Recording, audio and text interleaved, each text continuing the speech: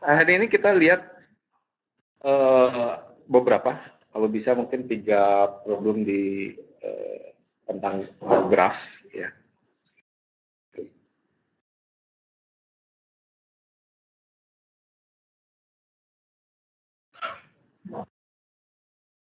Semoga kita bisa diskusi tiga algoritma, tapi nggak tahu kenapa 3 ini spesifik, karena 3 ini satu dengan yang lainnya berkaitan gitu. Jadi kayaknya enak sekali kalau bisa dibicarakan dalam satu sesi. Yang algoritma atau problem yang pertama adalah untuk mencari BFS. Oke. BFS.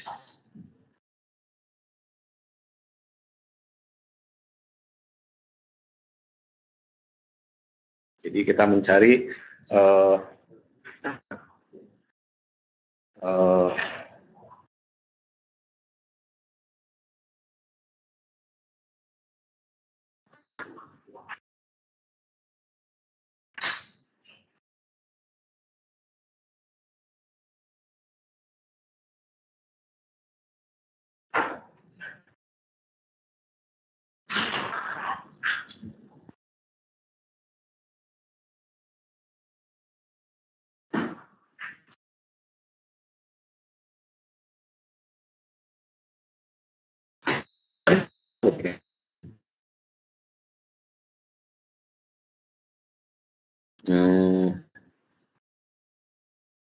kita kasih nama.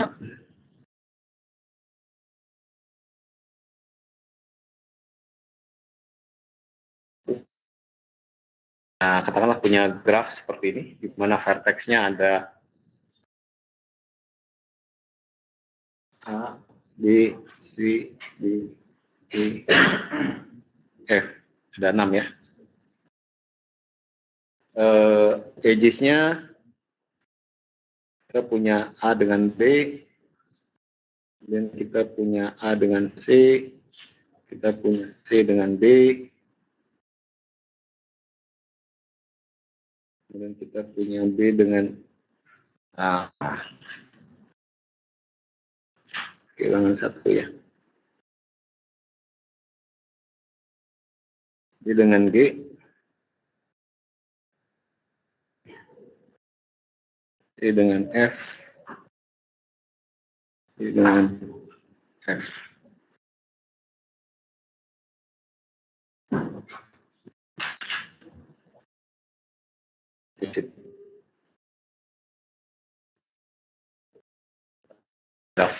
Sederhana aja seperti ini. Di sini kebetulan contohnya yang saya gunakan adalah graf yang undirected atau tidak berarah, tetapi BFS itu juga berlaku untuk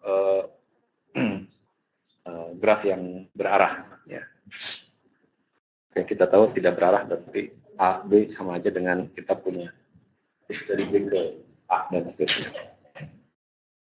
Oke.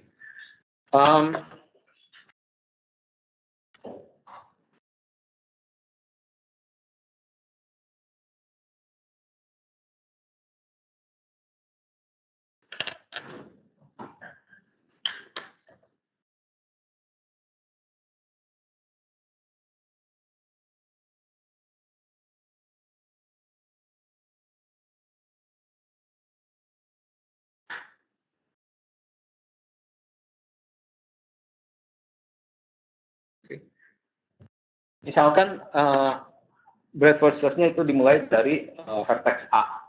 Oke, jadi dari sini. Oke, maka kunjungan berikutnya kita tahu setelah A yang mana? B dan C. Kemudian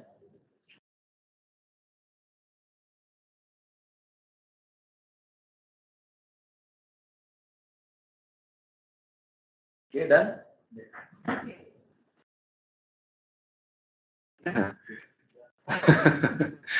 kita harus tahu dulu garis besar algoritma kayak apa sih. Jadi kita tahu memang breadth versus itu berbeda dengan depth versus, di mana kalau depth itu masuk di dalam sampai selesai baru balik lagi ke atas kan. Jangan breadth itu setiap kali kita mengunjungi satu node, maka yang berikutnya adalah semua tetangga dari node tersebut.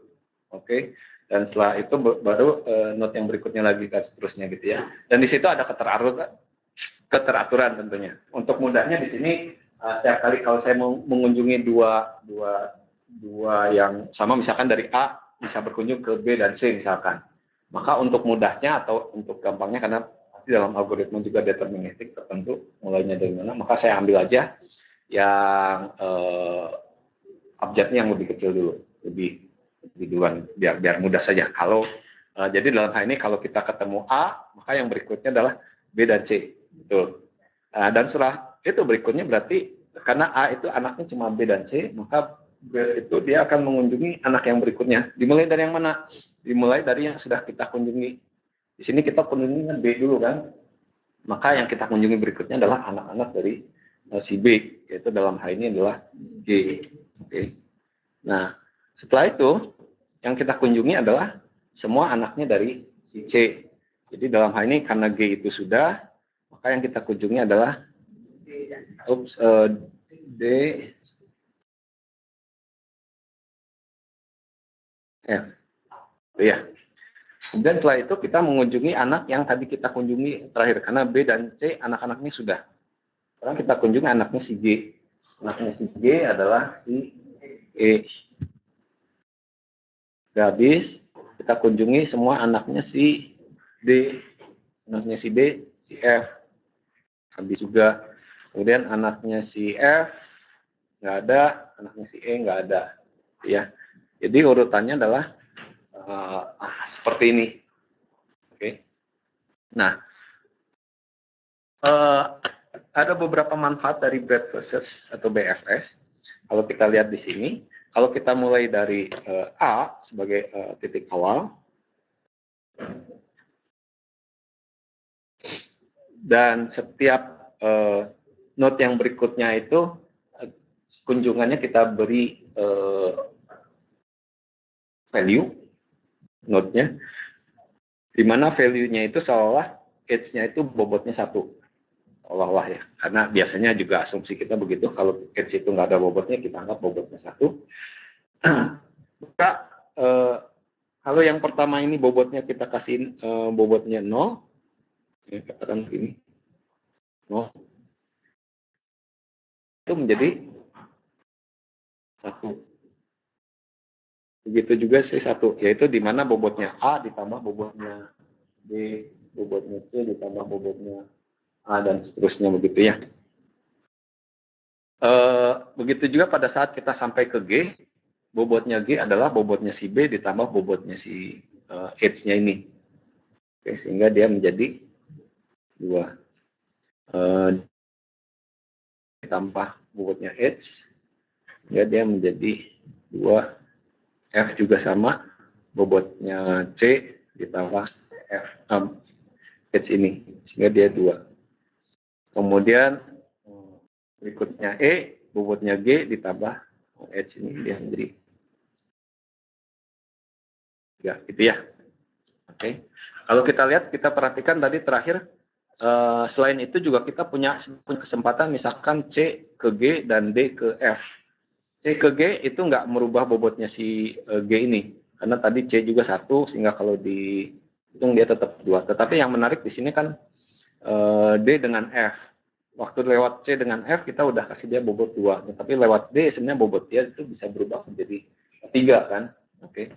Nah, karena dia sudah duluan diperoleh, di sini kan nggak ada perubahan. Jadi kita lihat di sini salah satu manfaat breadth first itu adalah, kalau kita perhatikan, dia juga merupakan level, kita bisa lihat level, atau bisa juga dia kita lihat sebagai jarak terpendek dari titik awal. Oke, jadi kalau kita lihat seperti ini, semua value ini sebenarnya merupakan jarak terpendek dari jumlah edge dari vertex A. Jadi kalau kita lihat F itu adalah dari vertex A itu paling pendek 2. Tetapi sama bisa 3, 1, 2, 3. Ya, yang lainnya juga sama, 1, sini 2, maupun ke sini juga 2, dan ke sini nggak ada cara lain, pasti 3, dan seterusnya. Jadi ini adalah kita bisa melihat breadth versus itu bermanfaat untuk mencari jalur terpendek asal bobotnya sama dari satu node dalam hal ini A ke node yang lain. Dan yang kedua adalah kita juga bisa melihat dia sebagai layer, level. Kalau kita lihat di sini A, kemudian ini satu semua, dan ini semua yang jaraknya 2, ini nanti yang jaraknya 3. Jadi ada layer-layer di mana A itu vertex awalnya itu merupakan pusatnya. Oke. Algoritmanya pernah lihat kalian? Pernah lihat? Pernah dengar? Tapi pernah dengar kan?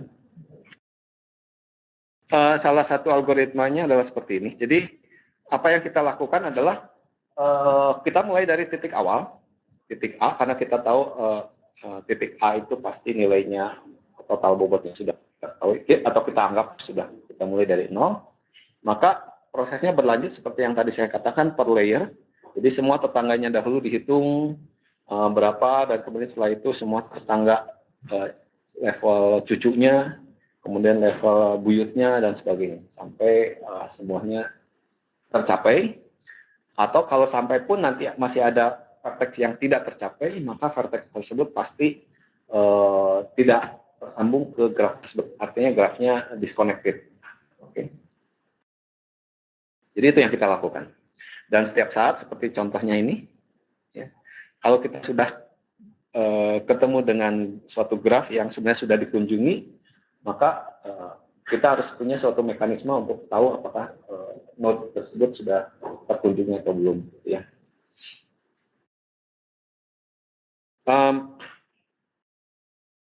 Langkah pertama tentunya kita harus punya atau kita seperti 2 minggu yang lalu dan minggu yang lalu kita bicara struktur data. Jadi dalam hal ini juga nanti struktur data itu kita pakai. Kemudian yang kedua,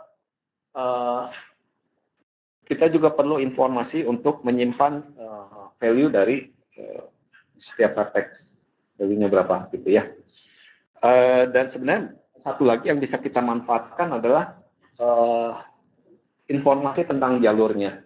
Oke, jadi dalam hal ini misalkan kita tahu F itu nilainya 2 sebagai jarak terpendek dari A.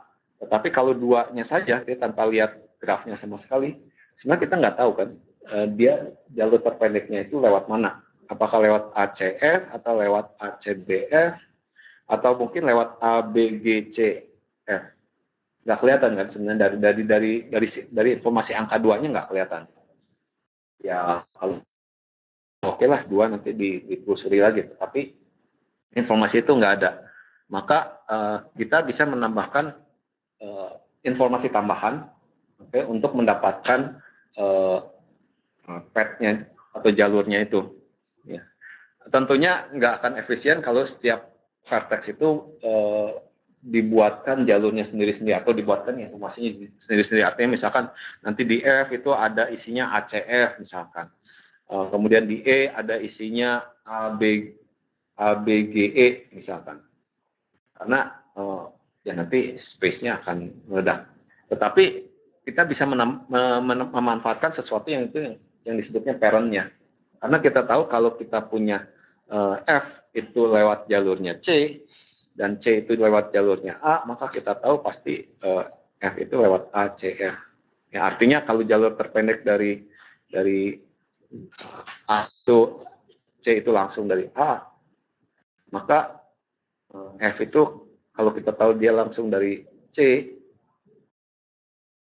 kita nggak perlu menyimpan informasi bagaimana A itu mencapai C. Kita cukup tahu bagaimana F itu apakah memilih lewat C atau lewat D. Setelah itu kita tinggal melihat apakah dari sisi ini apakah C itu lewat jalur yang mana. Atau dengan kata lain yang perlu kita simpan adalah parent dari setiap node tersebut untuk mencapai jalur terpendek. Jadi dalam hal ini yang disimpan oleh F cukup informasi bahwa dia parentnya atau dia melewati jalur melalui C. Ya, begitu juga D itu melewati jalur C itu melewati langsung A, B itu juga langsung ke A. G, kalau kita lihat dari prosesnya kita lewat B. Ya. Walaupun tentunya kalau kita lihat seperti ini sebenarnya G itu sebenarnya bisa mendapatkan jarak yang sama melewati C, tetapi dalam contoh yang kita peroleh tentunya informasinya adalah B. Dan E dia lewat G. Oke. Jadi dari sini kita butuh informasi, ini nggak ada parentnya, bobotnya dia, dan parentnya apa. Jadi dengan kata lain, nanti kalian bisa bayangkan untuk vertex,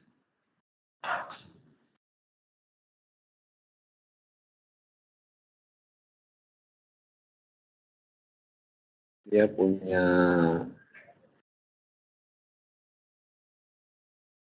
bobotnya, atau kasih B, bobot atau jarak. Ya. Kemudian kita juga punya informasi tentang ring.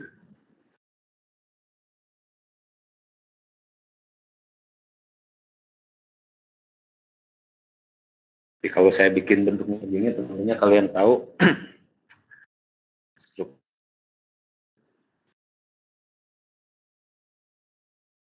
Oke. Dan kemudian kita punya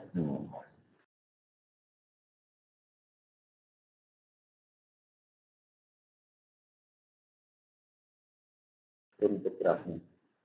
Oke.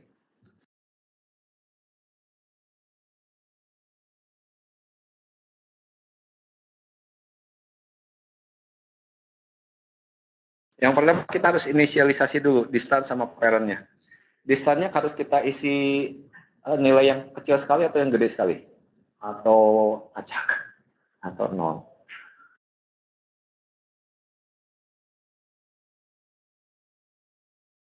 Ini kan nggak acak ya kalau kita melakukan inisialisasi. Mendingan kita inisialisasi dia dengan nilai 0, dengan nilai yang besar sekali, atau dengan nilai yang kecil sekali. 0. Oke, ada yang bilang 0. Atau kita mau voting aja. Memilih 0 berapa orang? Yang milih besar sekali berapa orang? Yang milih kecil sekali? Milih kecil sekali. Kecil sekali. Oke. Oke, kecil sekali ada 2 orang, 0 ada 1 orang. Yang lainnya? Nggak berani menjawab.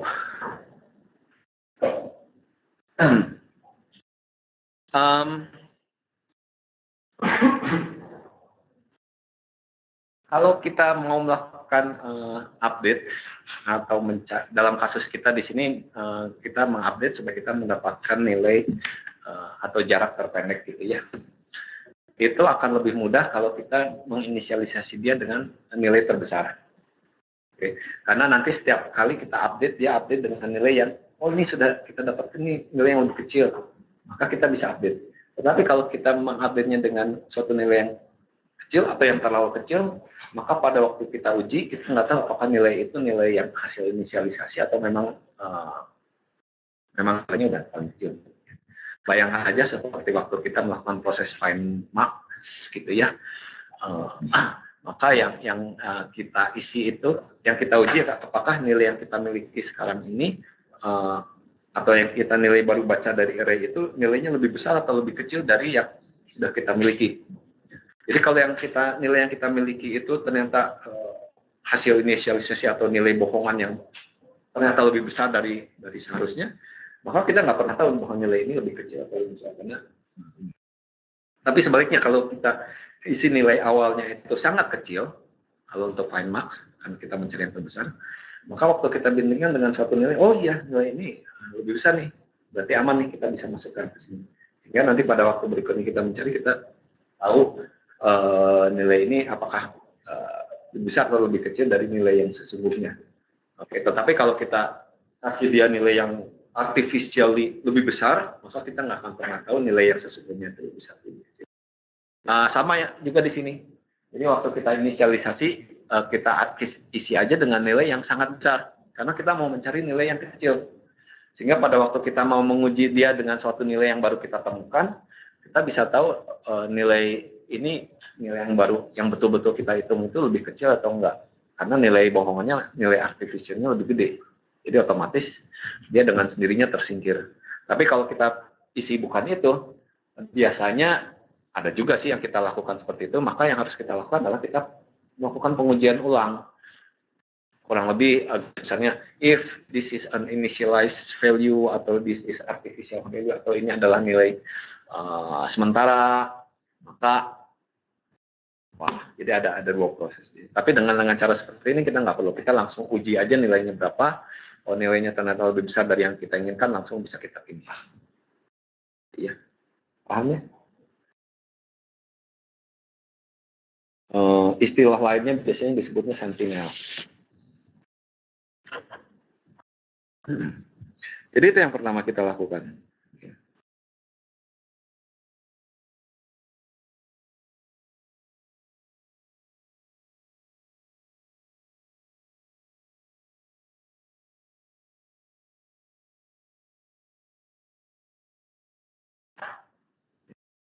Kita bikin dia nilai yang besar sekali. Apalah, tergantung. Kalau di sini ya kita pakai tanda ini aja.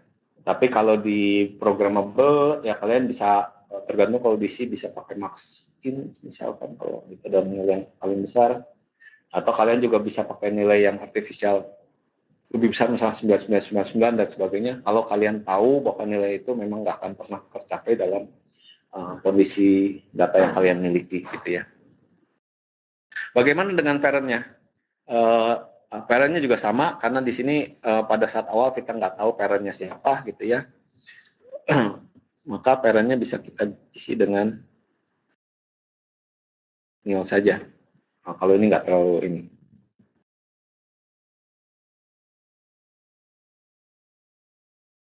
Berikutnya apa? Berikutnya kita tadi mengambil bahwa titik awalnya itu dimulai dari A.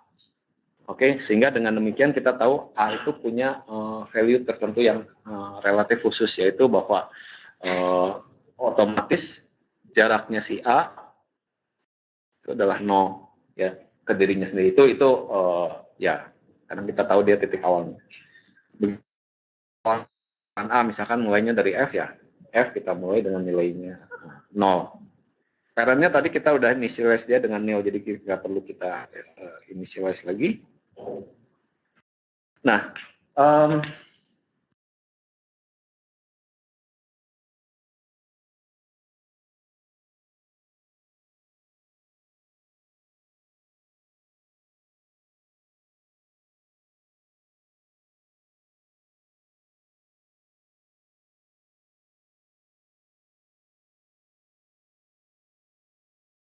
ini sih informasinya cukup ini.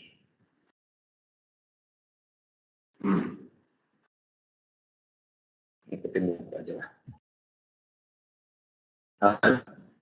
Dia menggunakan informasi lain tambahan yang dari sisi algoritmanya sih sebenarnya nggak terlalu penting, tapi enak untuk pembuktian. Apa ya, kita kasih istilah type aja. Ya. Isinya apa? Isinya cuma informasi untuk menyatakan apakah vertex ini sudah kita hitung jaraknya atau belum. Dengan kata lain, pada saat awal tentunya semua jaraknya masih belum kita hitung gitu ya. Dan yang kedua, nanti kalau sudah kita hitung ya kita tahu yang mana. Kenapa saya bilang nggak terlalu penting? Karena sebenarnya sejak awal kita sudah tahu mana yang node-nya belum dihitung jaraknya, dan mana yang sudah, yaitu yang belum dihitung jaraknya sih pasti ininya value distance-nya adalah tak terhingga gitu ya, atau besar sekali.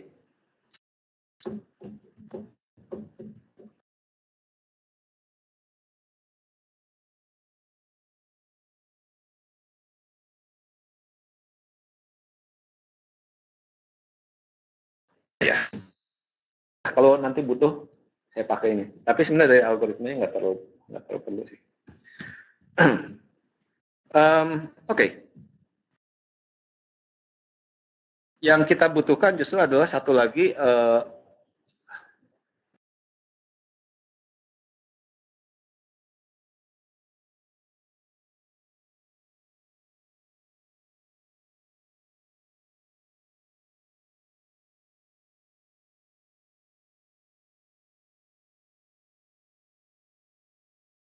oke.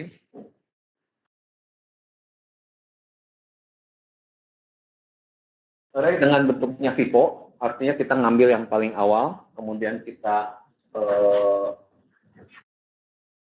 taruh di belakangnya, urutannya Vivo seperti itu. Kita bisa pakai array, artinya nanti masukin di awal, kemudian nanti ambil yang di sini, dan kemudian naruhnya di sebelah belakangnya dan seterusnya. Itu yang seperti stack, tapi balikan cara ngambilnya dan sebagainya. Kita bisa pakai itu. Oke. Jadi kita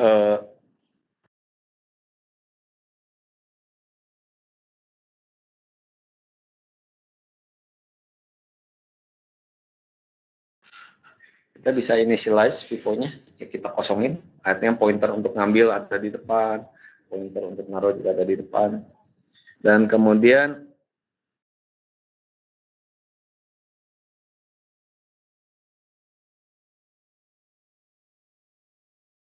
yang artinya saya mau menaruh A itu di depan antrian. Oke, mau pakai array silahkan.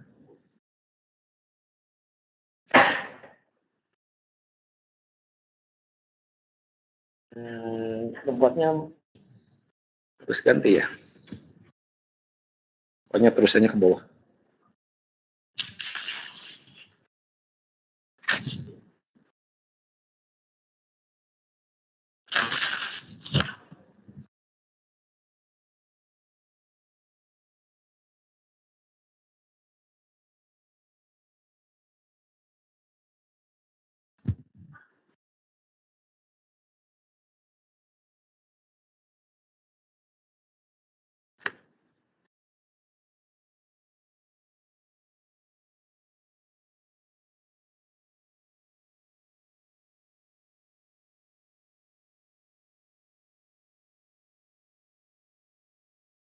Vivo-nya masih ada isinya.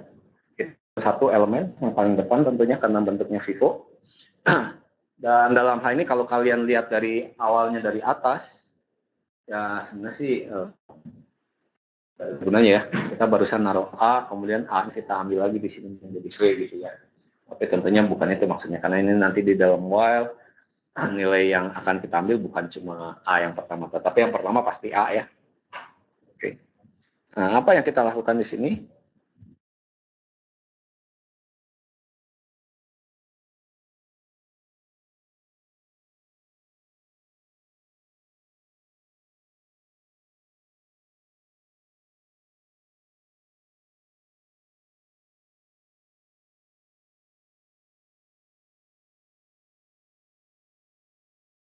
Di sini saya cuma mau bilang bahwa kita akan mau mengecek semua tetangga dari V.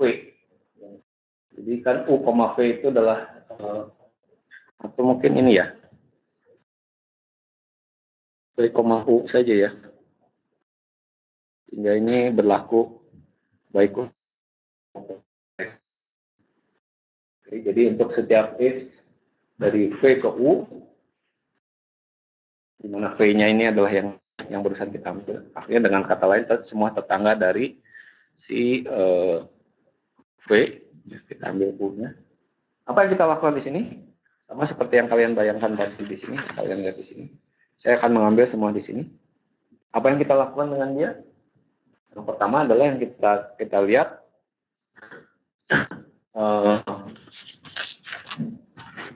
kita akan uji apakah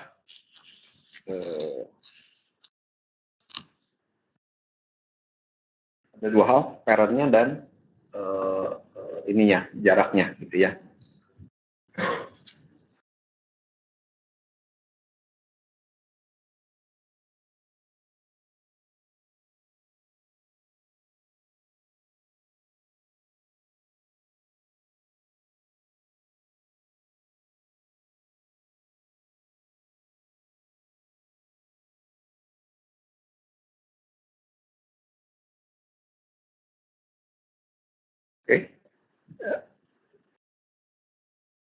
Kita tahu jaraknya si V adalah dV, dan kalau kita lihat dari gambar ini tentunya seperti tadi saya katakan, jaraknya si B mestinya adalah jaraknya dia ditambah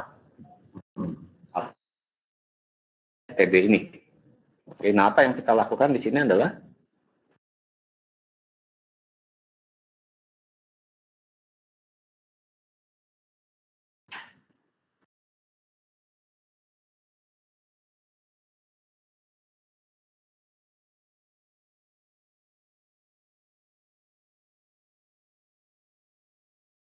kita lihat dengan mudah kalau dia diisi dengan nilai yang besar sekali, maka otomatis TD-nya itu akan mengupdate nilai dari si DU.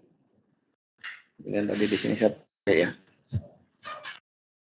Dan PU-nya kita gunakan untuk menyimpan informasi parentnya dia apa. Karena tadi dia V, maka parentnya adalah yang V itu.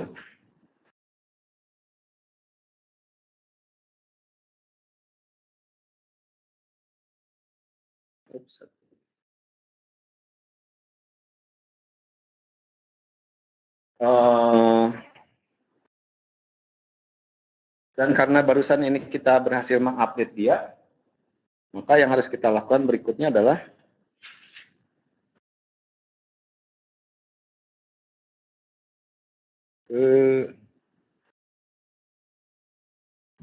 yang artinya nanti setelah kita hitung si maka pada proses berikutnya anaknya harus kita periksa gitu ya.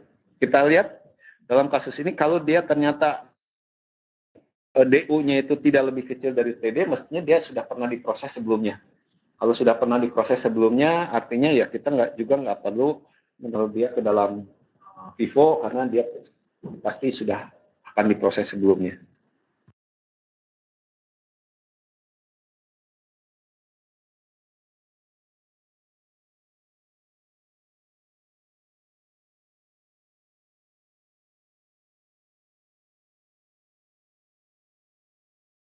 Kira seperti itu.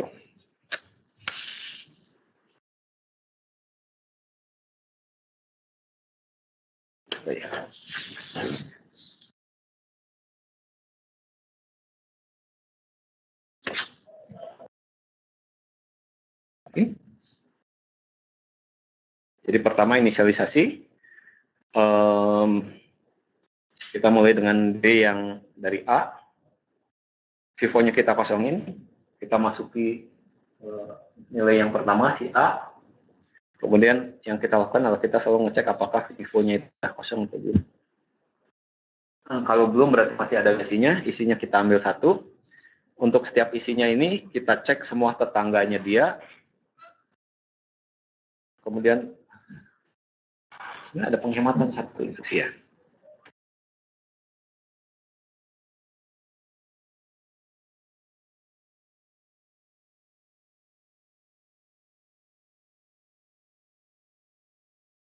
Kalian harus berhemat ya. Jangan boros. Nah, itu cukup dilakukan sekali aja. Nah, untuk setiap tetangga dari V, yaitu U, maka yang harus kita lakukan adalah kita cek apakah nilainya dia itu lebih kecil atau tidak dari TD. Kalau ternyata dia belum lebih kecil, berarti dia sebenarnya belum pernah diproses.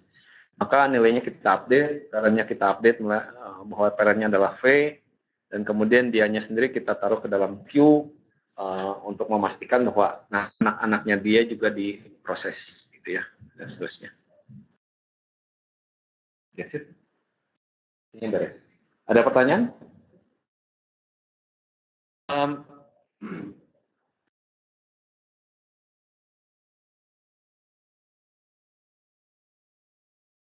Yang mudahnya aja dulu. Hitung-hitungan. Biasanya hitung-hitungan lebih mudah. Atau kompleksitasnya. Berapa banyak waktu yang kita butuhkan untuk melakukan ini?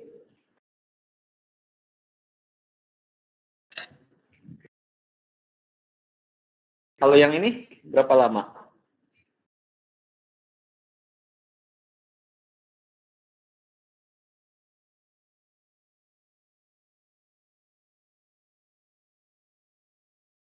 Banyak vertexnya kan? Memang saya menggunakan notasi himpunan, tapi sebenarnya kita nggak harus menggunakan operasi himpunan. Karena di sini kita hanya menelusuri setiap vertex yang ada di V. Dan karena bentuk struktur data kita adalah, mulai dari sini ya, struktur data kita kan array, jadi kita cuma melakukan iterasi for loop dari 1 sampai n untuk inisialisasi B, begitu juga untuk parentnya untuk menginisialisasi dia menjadi nil. Dan itu dilakukan untuk semua vertex yang ada. So, totalnya berapa biayanya? Iterasi sebanyak berapa ini?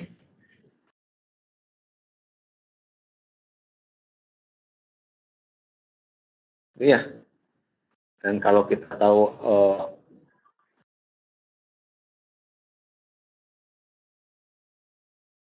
iya. Yang bawah?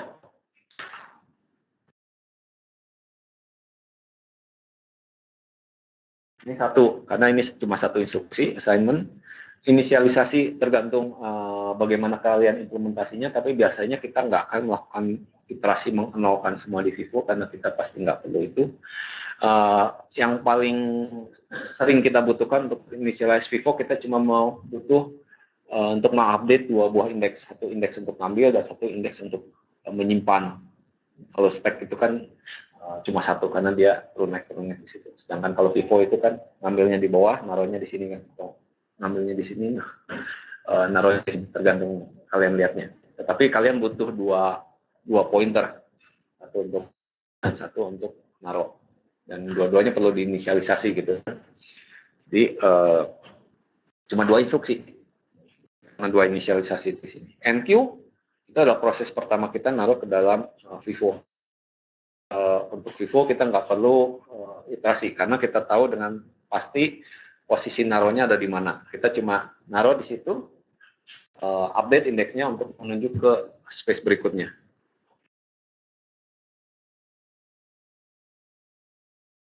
Ya, gitu kan? Jadi instruksinya relatif singkat atau nggak ada iterasi di situ, sehingga butuh ininya konstan, ya, nggak terlalu banyak. Bagaimana dengan yang ini?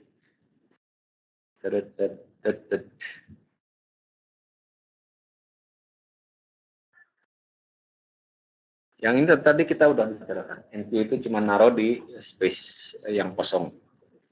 Ini juga satu instruksi, ini satu instruksi. Berarti yang ini adalah konstan. Oke. Dan konstan ini juga dia ada di dalam if. Kadangkala dia dilakukan, kadangkala enggak. Dia dilakukan kalau nilai ini lebih kecil, atau dengan kata lain DU-nya itu belum pernah diupdate. Karena kalau dia udah diupdate pasti nilainya cukup kecil.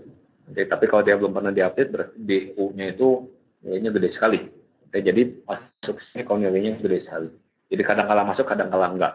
Tapi worst case-nya adalah selalu masuk. Gitu kan? Worst case-nya adalah memang baru semua dia selalu masuk. Yang ini. Kalau yang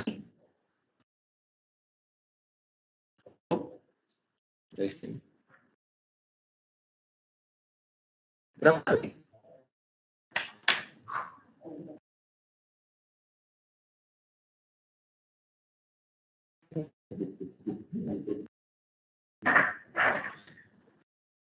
For loop berapa kali? For nih, it's saya gunakan istilah for each, artinya saya mau mengambil setiap tetangga dari V.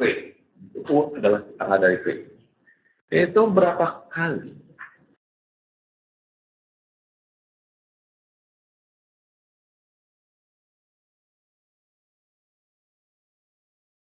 Kita akan melakukan for loop itu sebanyak jumlah tetangga dari V. Kan? Artinya dalam contoh kita di sini, kalau dia itu A yang paling pertama, maka tetangganya ada 2, B dan C. Kalau dia pada saat itu ada di posisi C sebagai V-nya, tetangganya 1, 2, ada 3. Kalau dia itu ada di D saat itu, tetangganya ada 2. Kalau E pada saat itu dia tetangganya.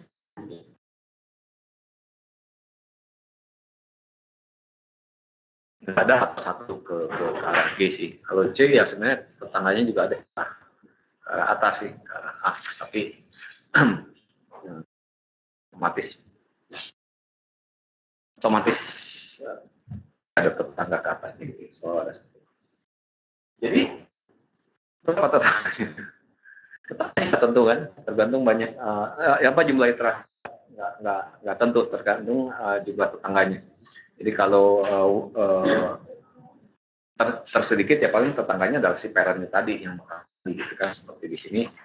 Kalau di sini ya begitu nyampe E ya tetangganya dia cuma G-nya aja, atasnya doang. Tapi kalau seperti C dia tetangganya banyak sekali, 1, 2, 4. Ya, tetangganya ada 2 dan seterusnya gitu ya.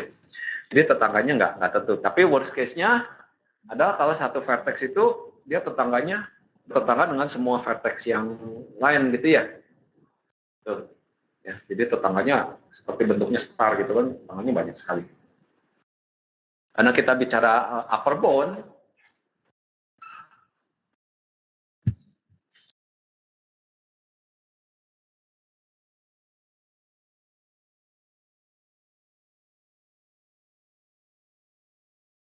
kan? Jumlah tetangganya. Upper bound-nya adalah itu ya. Upper bound-nya adalah kalau semua tetangganya adalah semua node yang lain adalah tetangganya dia gitu ya. Kalau yang ini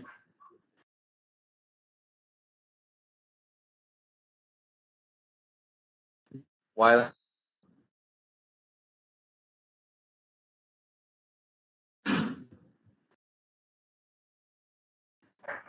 berapa kali?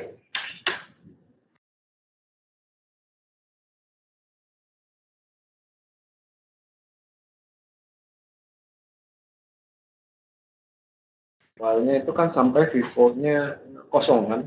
Jadi selama vivo-nya itu masih ada isinya, dia masuk ke dalam. Masalahnya adalah berapa banyak isinya vivo-nya. Jangan nggak habis-habis. Jadi dia nggak keluar-keluar.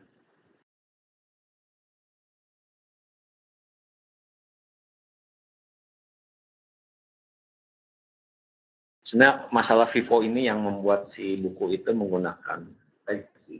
Jadi mudah menjelaskan. But anyway, berapa banyak Vivo-nya? Berapa banyak isinya Vivo?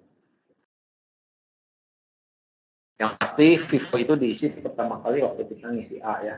Satu. Kemudian kita ngisi Vivo lagi waktu ada di sini.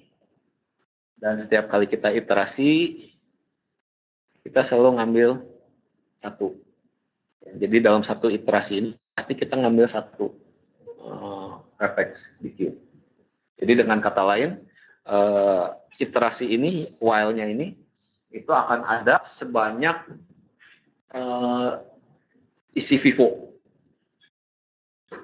Berapa kali kita ngisi Vivo, itu adalah berapa banyak kali kita akan melakukan while ini. Artinya berapa, itu sama juga dengan berapa banyak kali kita melakukan proses NQ ini. Karena setiap kali satu iterasi ini, kita melakukan satu DQ. Nangkep ya? Situasi yang lainnya kan sebenarnya dia bisa kurang, kalau misalkan setiap kali iterasi kita melakukan DQ-nya 2 kali misalkan. Atau bisa saja lebih kalau misalkan dalam satu iterasi ini kadang-kala kita DQ, kadang-kala enggak gitu kan. Tetapi di sini DQ-nya itu pasti sekali dan enggak ada DQ di tempat lain. Jadi dengan kata lain jumlah iterasi ini pasti sama banyak dengan berapa banyak kita melakukan NQ. Kita melakukan NQ di sini.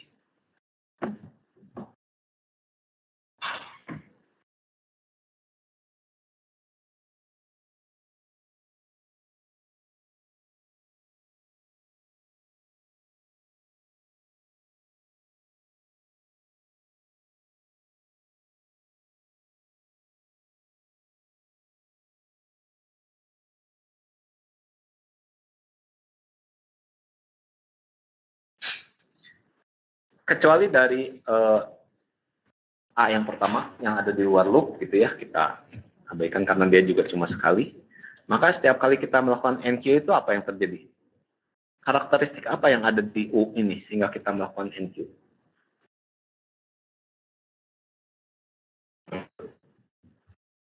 Kita melakukan NQ ini kan cuma karena TD ini lebih kecil dari DU ini ya. Kapan TD ini lebih kecil dari DU kalau kita lihat dalam gambar ini, dalam algoritma ini? Dia itu lebih kecil dari TD itu lebih kecil dari DU. Yang paling gampang itu kan pada saat pertama kali kan. Pada saat dia itu nilainya tak enggak kan. Jadi pada saat pertama kali dan si U itu belum diutak-atik nilainya, pasti dia akan pernah kita lakukan NQ kan.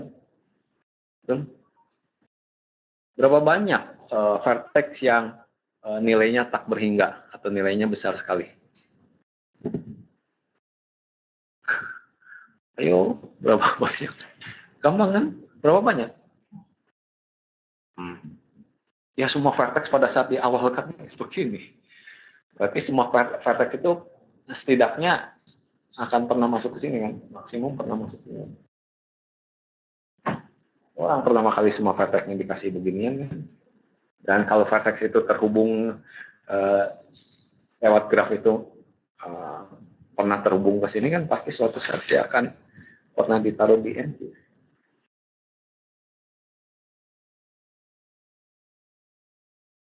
Ya, ini pada saat pertama kali DU itu dia nilainya tak beringat. PD itu nilainya hasil dari yang paling pertama itu kan A nilainya 0 sehingga dia nilainya habis.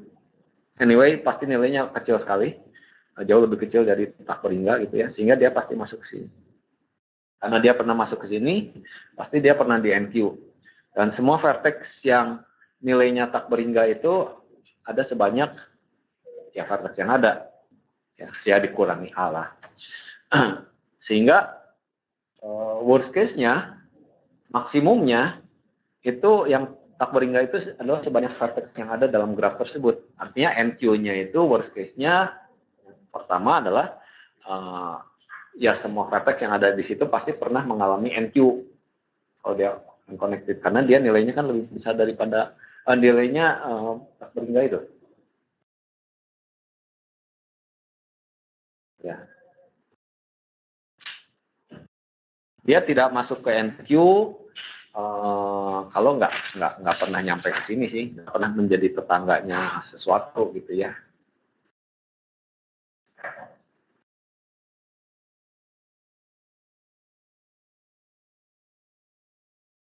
Kalau dia pernah menjadi tetangganya suatu vertex dari yang sebelumnya, pasti dia masuk ke sini. Oh, diam semua, saya jadi bingung.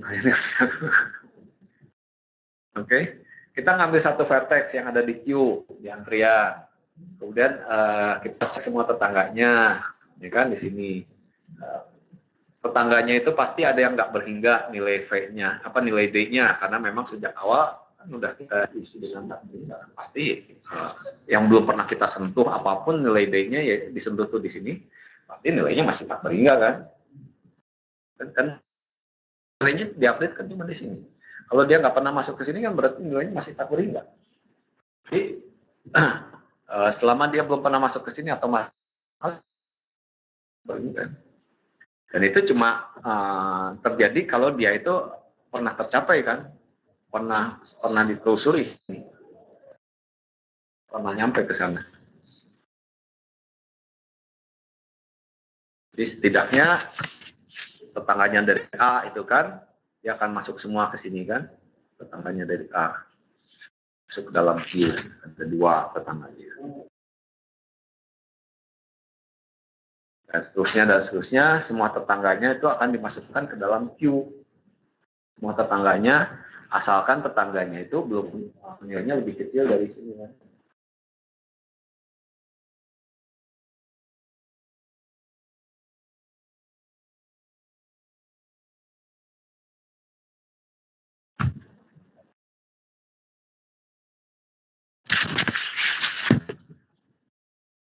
Satu.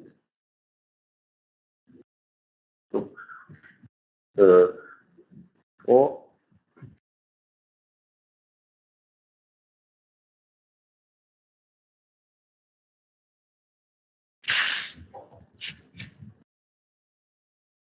Ya.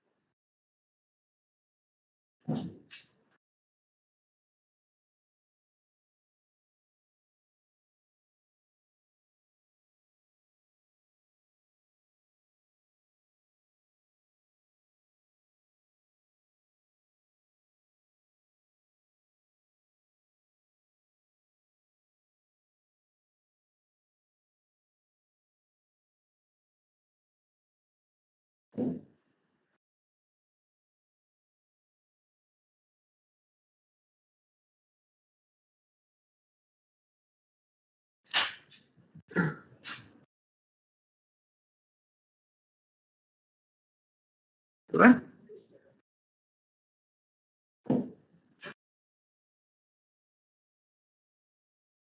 Ya, yang masuk ke Vivo itu yang nilainya tak beringat. Mungkin nanti ada, mungkin ya, mungkin nanti ada nilai yang masuk ke Vivo itu yang nilai vertexnya itu lebih kecil dari tak beringga, mungkin. Tapi setidaknya kalau dia itu tak beringga, pasti dia akan punya kans masuk ke dalam Vivo gitu ya. Saya belum bercerita untuk yang nilainya lebih kecil dari tak beringga. Saya cuma baru bilang yang nilainya tak beringga itu ya masuk Vivo itu cardnya besar sekali karena begitu dia itu menjadi tetangga dari suatu vertex V yang ada di sini, pasti dia masuk ke dalam Vivo gitu ya. Karena semua vertex di awalnya tak beringga. Oke, saya belum bilang yang nilainya lebih kecil dari tak beringga sebenarnya. Oke. Nah, sekarang semua tetangga yang nilainya nilai B-nya itu tak beringga itu berapa banyak gitu kan?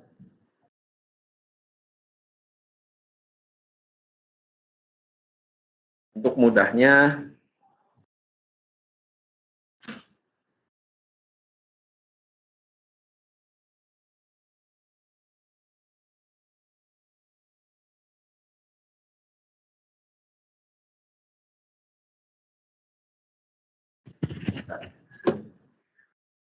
untuk mudahnya grafnya adalah connected graph gitu ya.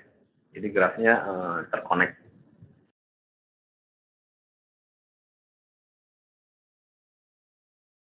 Okay. Kalau grafnya terkonek, pada saat awal semua nilainya dibikin tak beringga, kita mulai dari A, apakah semua vertex yang ada di sini akan tercapai nggak oleh algoritma ini? Akan ada vertex yang ketinggalan nggak? Ini yang kita lakukan kan semua tetangganya diambil, diproses. Semua anak dari tetangga itu kita masukkan ke dalam Vivo. Ada situasi di mana ada anak atau vertex yang ketinggalan nggak pernah masuk ke dalam Vivo nggak? Nggak kan? Karena kita ngambil satu vertex, semua anaknya kita masukin ke dalam Vivo, masuk ke dalam Vivo. Dalam Vivo suatu saat dia pernah di DQ kan, pernah diambil dari situ. Jadi pada saat berikutnya cucunya kemudian diproses, anak dari cucunya buyutnya semua diambil, masukin lagi ke dalam Vivo. Itu prosesnya terus berulang, karena setiap kali kita ngambil satu vertex dari Vivo. Ada yang mungkin pernah ketinggalan nggak dari situ? Oh ada, ternyata dia connected graph, terconnect, tapi ada satu vertex nggak akan pernah masuk ke dalam Vivo. Mungkin nggak? Nggak mungkin kan? Kenapa nggak mungkin? Karena kalau dia itu terkonek ke dalam graph, pasti suatu saat dia akan pernah menjadi anak dari suatu vertex lain yang pernah saya kunjungi. Pasti, gitu ya. Dan si ini pun nggak mungkin ketinggalan, nggak akan masuk ke dalam Vivo, karena si ini pernah menjadi anak dari suatu vertex lain yang saya kunjungi. Karena kalau dia pernah dari suatu vertex dari suatu anak yang pernah saya kunjungi, pasti dia dalam proses ini dimasukkan ke dalam Vivo, ya. Dan akhirnya yang paling pertama yang dikunjungi adalah si S, si A itu. Nah, itu udah pernah kita masuk ke dalam Vivo, berarti otomatis anak-anaknya masuk ke dalam Vivo juga. Gitu. Oke. Jadi dengan kata lain, sebenarnya itu proses induksi gitu ya. Jadi dengan kata lain, semua anaknya itu pasti pernah masuk ke dalam Vivo at least sekali. Dia anaknya dibikin nilai awalnya tak rendah. Nah,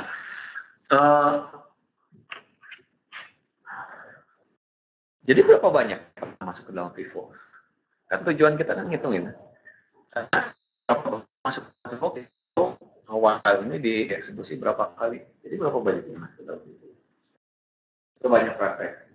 Tapi dalam posisi sekarang minimum sebanyak vertex, ya kan? Karena minimum semua yang tak berhingga itu pernah masuk ke dalam Vivo. Jadi minimum ada sebanyak vertex. Apakah itu maksimumnya juga atau bisa lebih dari itu? Artinya lebih, mungkin nggak ada satu vertex yang sudah pernah masuk ke dalam Vivo, dia masuk lagi ke dalam Vivo karena nilai D-nya itu ternyata masih lebih besar daripada TD. Kalau dia pernah diubah nilai D-nya, tetapi ternyata nilai D-nya itu lebih besar daripada TD. Kalau seperti itu kan berarti nanti si D-nya itu masuk lagi ke dalam Q kan? Pertanyaan saya adalah, pernah nggak dia akan lebih besar dari kondisi seperti itu?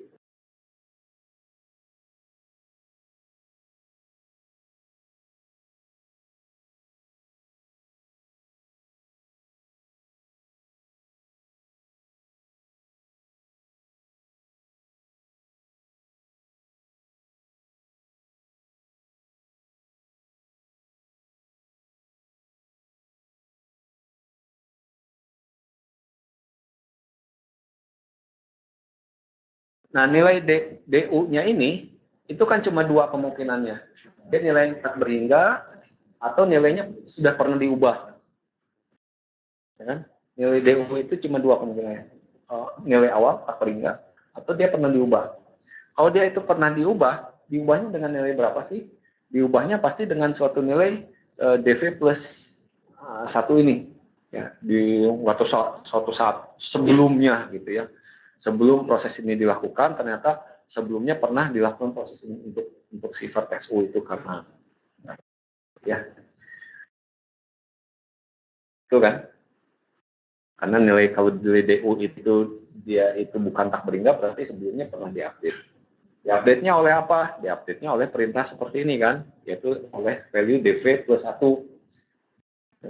Nah, pertanyaannya, nilai DV plus 1 yang sebelumnya itu apakah mungkin bisa lebih besar daripada TD ini? Enggak.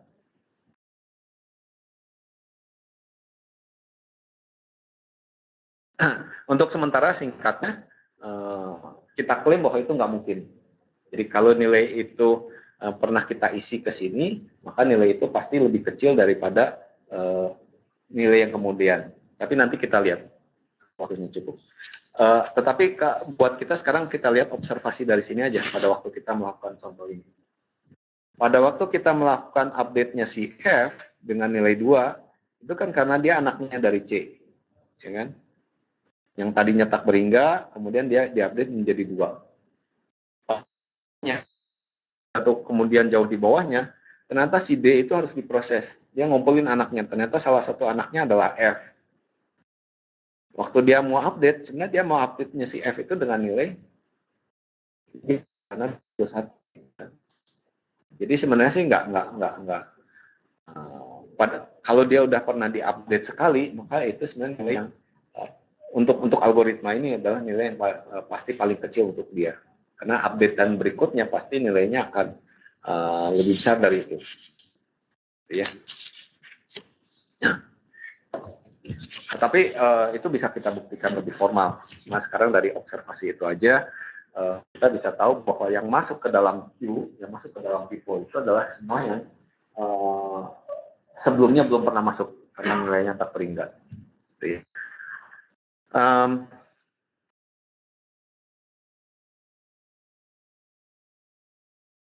Dan kita tahu semuanya itu berada vertexnya. Ini kita tahu loopnya ini adalah sebanyak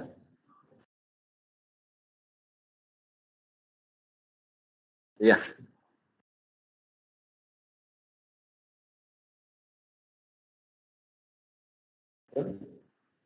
Jadi kalau cuma lihat begini saja, jumlah iterasinya ada berapa? Jumlah iterasi.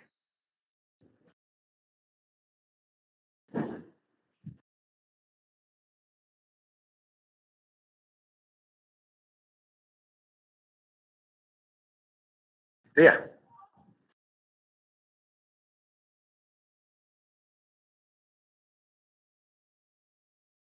Nah, itu ada berapa?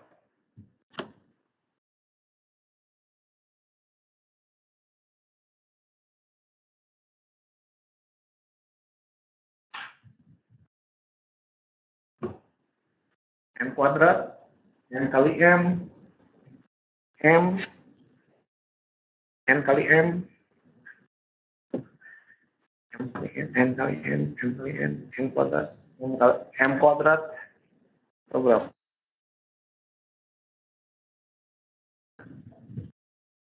N kuadrat. N kuadrat ini M kali M.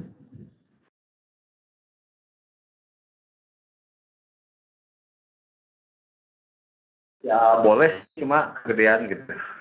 Yang saya mau yang sesuai hampir persis seperti persisnya ada berapa.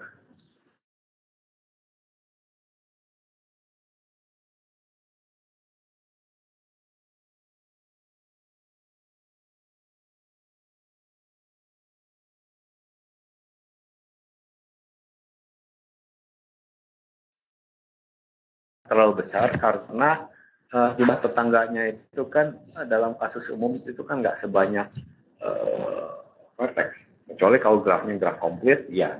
Tapi kalau grafnya graf yang sparse apalagi atau graf yang di bawahnya komplit graf biasanya jauh lebih sedikit dari n, sehingga kalau kita klaim bahwa dia itu n kuadrat, karena cuma ini maksimum n, the number is kind of too big gitu ya, terlalu besar. Kalau disebut apa tadi kali M, ya kurang cocok juga karena walaupun di sini adalah E, ya M itu biasanya jauh lebih besar daripada N sih. Dan di situ saja kurang banyak. Kenapa? N tambah M. N tambah M. N tambah M.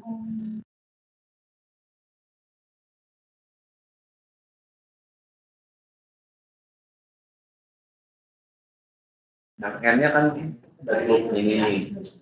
Terus M-nya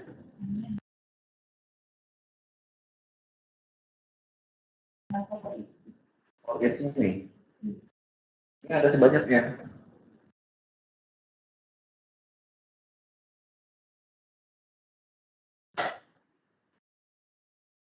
Oops. Banyak M ini. Kalau sebanyak M, jawabannya yang dia dong. N kali M, bukan N tambah M. Kalau sebanyak ini. Karena dia ada di dalam ini kan. Tapi sebenarnya kan bukan itu sih. Karena ini cuma untuk memastikan bahwa U-nya ini adalah tetangga dari V sih sebenarnya. Nah,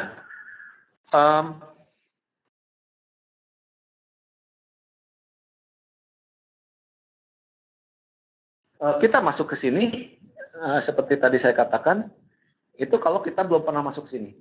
Jadi dengan kata lain, kita masuk ke sini itu cuma sekali. Kita masuk ke sini kalau kita belum pernah masuk ini, setelah masuk ke sini kita nggak akan pernah masuk ke sini lagi. Jadi masuk ke sini cuma sekali. Sekali pada saat memang dia belum pernah diproses. Sekali memang pada saat dia itu U-nya itu tetangga dari V.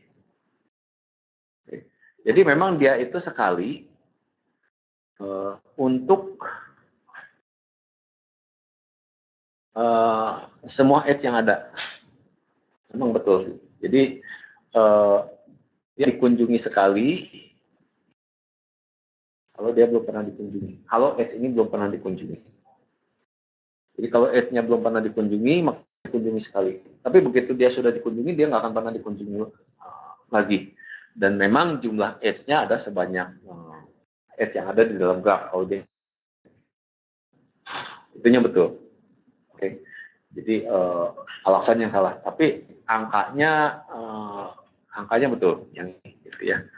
Jadi loop-nya ini harus ada, tetapi di dalam loop-nya ini mau bagaimanapun juga, apakah dia itu komplit atau enggak, kita cuma memproses edge itu maksimum cuma sekali. Karena begitu dia udah diproses, dia nggak akan pernah masuk ke sini sekali. Dan jumlah edge-nya itu ada sebanyak n. Oke, jadi dengan kata lain, ininya betul n plus n. Tapi ada satu hal, itu ini aja dulu. Berapa biaya kita untuk menguji apakah V, U itu anggota dari H? Dan pengujian itu harus kita ulang sebanyak N. Kan?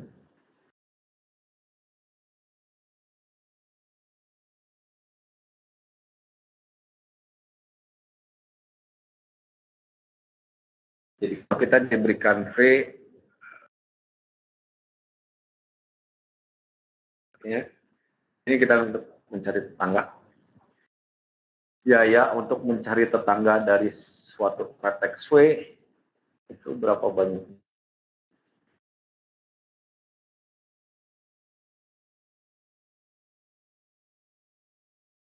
Yang semua. Biayanya bergantung pada struktur data yang kalian gunakan. Kalau struktur data yang kalian gunakan matriks adjacency untuk ngecek bahwa ini adalah tetangganya V, biayanya berapa?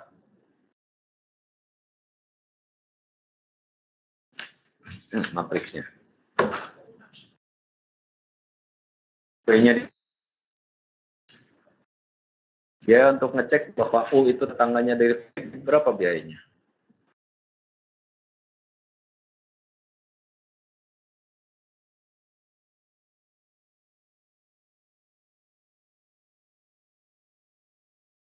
Adjacency kan, masih ingat dia?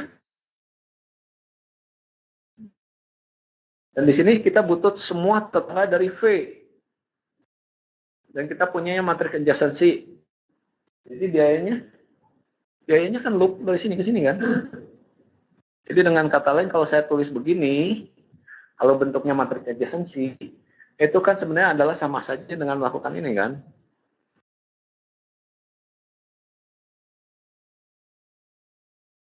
Itu kan.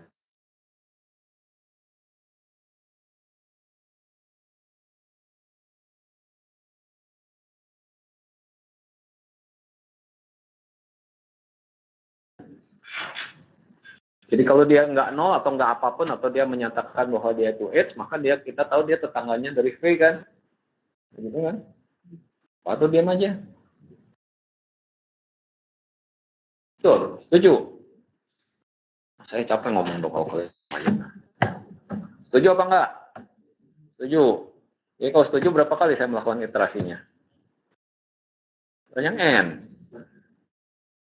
Banyak. Tapi biayanya berapa? ON kan? Jadi biaya untuk ngecek ini, itu kalau bentuk matriksnya aja sih, maka biayanya adalah ON. Ya, jadi walaupun tadi kita udah menghemat N plus M, tetapi di dalamnya ada unsur N-nya. Sehingga kalau kita pakai begini saja, maka biayanya kan nggak bisa begini, biayanya adalah itu dong.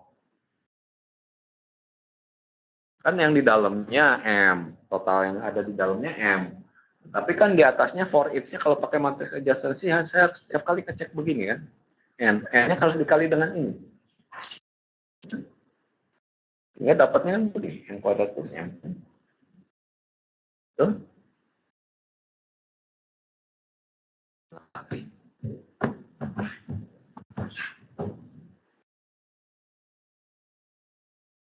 Tuh enggak?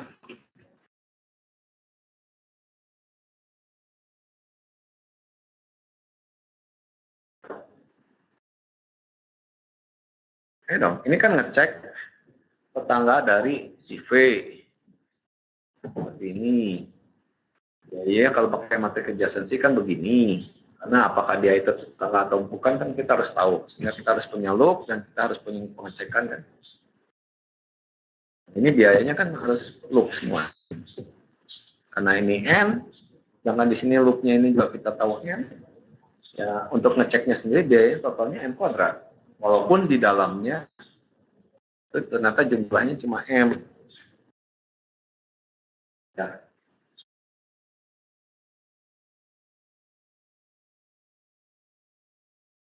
Jadi, hemat. Tapi kalau kalian pakai adjacency list, gambarnya begini, maka instruksinya kan nggak begini kan? Instruksi for kan nggak begini. Tapi instruksinya kan kurang lebih seperti ini kan?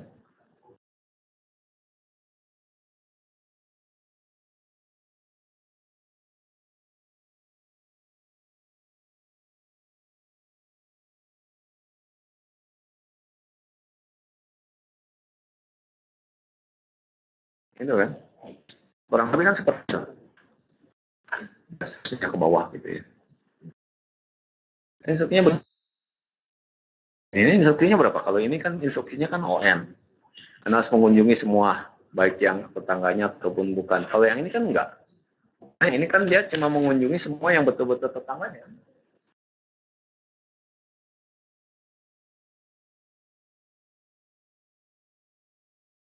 Semua yang tetangganya.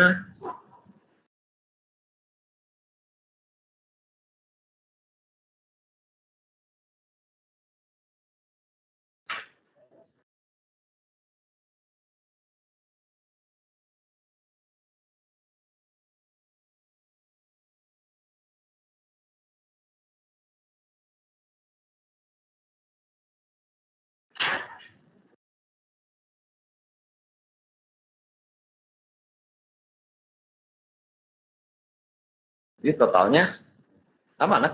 Yang ini kan sesuai kali tetangga. Yang ini juga tetangga kan? Ini tetangga. Jumlah tetangga. Ini juga bergantung pada jumlah tetangga kalau bentuknya begini.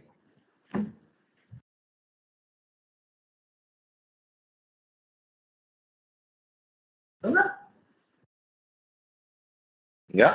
Kalau bentuknya seperti ini, ya totalnya kita bisa terima bahwa dia itu N plus M.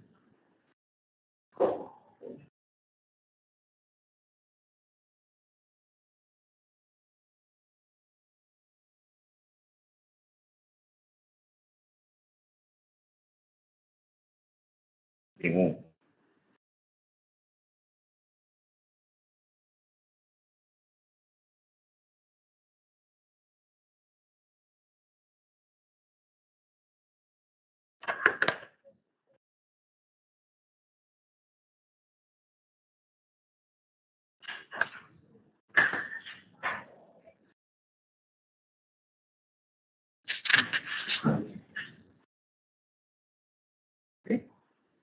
Jadi kompleksitasnya kalian itu bergantung pada struktur data yang digunakan. Tidak bisa kita mengklaim dia itu berapapun kalau bukan struktur data yang digunakan. Jadi kalian pakainya adjacency ya hasilnya sekian. Kalau pakainya list adjacency ya hasilnya lain lagi. Ini juga kita belum memeriksa satu lagi sih sebenarnya, yaitu loop untuk Vivo 9 kosong atau enggak itu berapa biayanya. Itu bergantung pada Vivo-nya diimplementasikan seperti apa. Ya di sini kita ambil gampangnya aja karena pakai yang ini. Karena kita tahu, atau saya dari awal sih udah tahu bahwa jumlah vertexnya, jumlah isinya itu maksimum sejumlah vertexnya. Jadi saya cukup tinggal menyediakan array sebanyak n, aman. Saya tinggal pakai nambah-nambah satu-satu ke sini sebanyak n. Saya juga nanti ngambil satu-satu sini sebanyak n. Nggak masalah, aman. Dan karena seperti itu ya, loopnya ini juga biayanya n, ini juga n, masalah, totalnya kan tetap aja n gitu ya, sama aja seperti ini jumlah tetangga, ininya sebanyak jumlah tetangga, ininya juga sebanyak jumlah tetangga ya. Tapi kalau misalkan ternyata yang masuk ke dalam Vivo-nya itu bisa lebih banyak dari n, artinya bisa ada beberapa paket yang bisa masuk ke dalam Vivo-nya beberapa kali, lebih dari sekali. Ya, kita nggak bisa pakai ini begitu saja. Kita nggak bisa pakai Vivo ini begitu saja dengan size-nya sebanyak n. Jebol nanti. Karena dia sebanyak ini. Kecuali kalau Q-nya sirkular. Misalkan kita tahu maksimumnya sebanyak n, tapi bisa beberapa kali kita pakai sirkular. Tapi itu juga belum tentu bisa jalan kalau misalkan bisa masuk beberapa kali ke dalam Q, tapi mungkin belum sempat diambil. Artinya bisa satu vertex bisa ada di dalam queue pada saat bersamaan lebih dari satu kali misalkan. Sehingga space-nya bisa lebih pengen juga. Jadi tergantung situasinya. Di sini situasinya kebetulan masuknya cuma sekali, enggak pakai array seperti ini, nggak akan ada masalah gitu ya. Oke? Ada pertanyaan?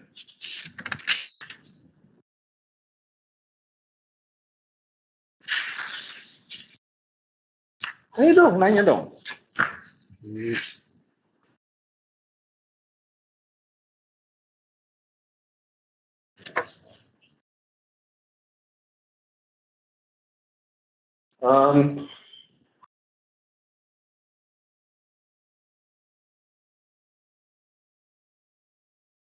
Bicara dari mana, Pak?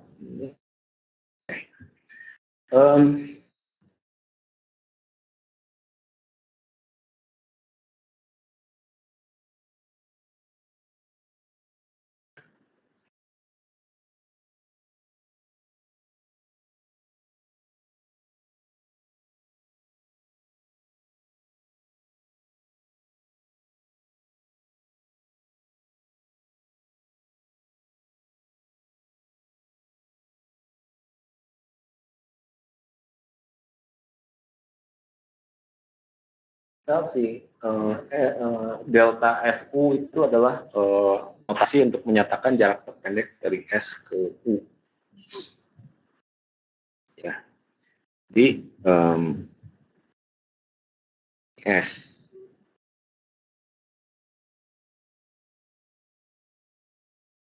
U, karena dia terpendek kan artinya normalnya dalam kepala kita ya pilihannya juga banyak dong gitu ya, nggak cuma satu gitu kan. Artinya ini bisa pilihan pertama, ini ada pilihan kedua, ini ada pilihan ketiga gitu ya, dan seterusnya kan. Yang bisa mencapai U. Cuma ada salah satunya yang bisa kita klaim sebagai jarak terpendek gitu kan. Karena kalau jalurnya cuma satu sih ya nggak usah bilang jarak terpendek. Kalau orang jalurnya cuma satu ya udah gitu aja gitu ya. Kita bilang dia jarak terpendek cuma karena kan ada kemungkinan jalurnya lebih dari satu dan salah satunya itu jaraknya paling pendek. Yang lain mungkin yang lebih panjang dari yang terpendek gitu ya. Jadi dengan kata lain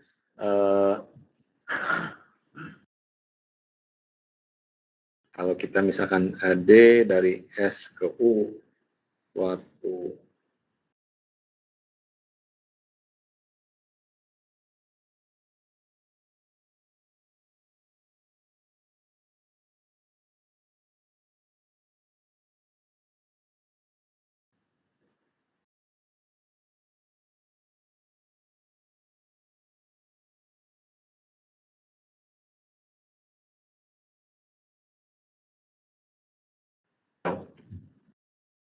ya. Jadi kalau ada suatu jarak dari S ke U, ya Kita bisa bilang ya, nggak mungkin dong jaraknya itu lebih pendek dari jarak dari S ke U. Lebih pendek dari delta S ke U. Kalau delta itu menyatakan jarak terpendek dari S ke U gitu. Jangan pusing, ini cuma bolak-balik dari statement yang itu lagi gitu. Tahu nggak? Nah, kalau misalkan aja ini jarak terpendeknya itu memang melalui jalur yang kita gambarkan seperti ini gitu ya. Karena ini sebelahnya ada V-nya.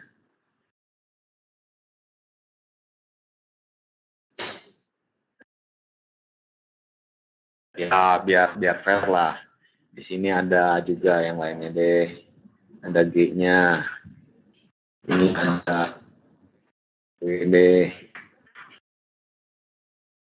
Jadi dengan kata G, W, dan Z itu adalah tetangga dari U, di mana S bisa mencapai U gitu ya. S bisa mencapai U lewat jalur atas melalui G, S sampai U melewati jalur V gitu ya, dan seterusnya gitu ya.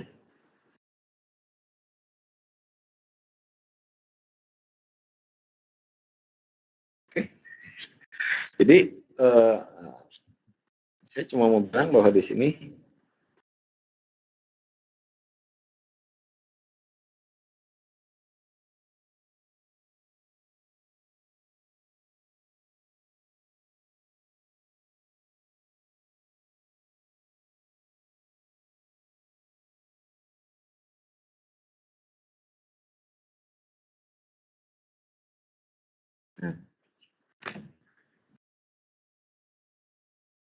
itu lagi. Cuman di sini saya mau bilang bahwa kalau S ke U itu adalah jarak terpendek dari S ke U, maka mestinya dia akan lebih kecil daripada jarak terpendek dari S ke V ditambah dengan bobot atau biaya dari V ke U.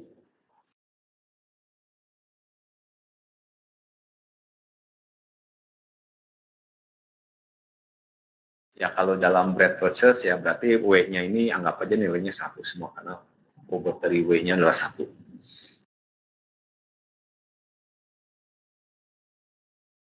Dan ini berlaku kan, karena lewat yang manapun juga ya pasti dia akan nilai itu ditambah bobotnya ini.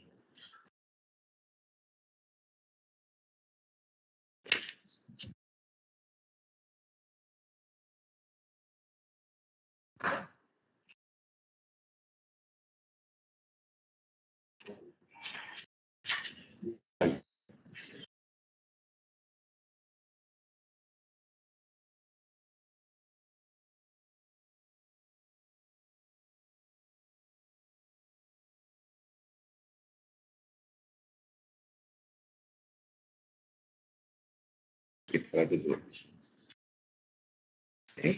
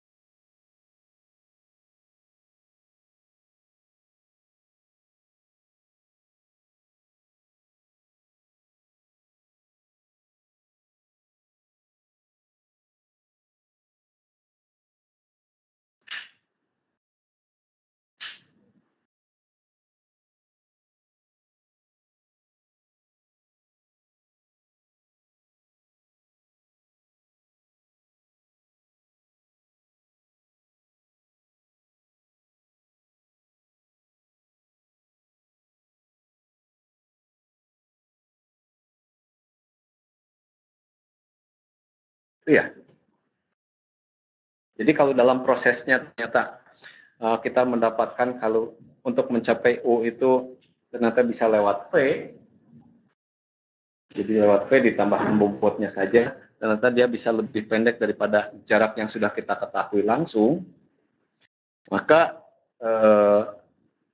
dengan mudah kita bisa update saja si D-nya ini, supaya dia bisa mendapatkan itu karena kita tahu dari sini, ya, jarak yang terpendeknya itu pasti harus memenuhi syaratnya ini.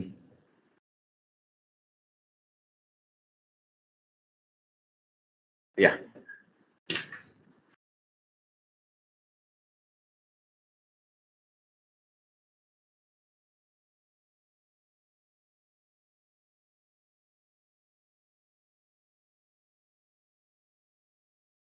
Betul?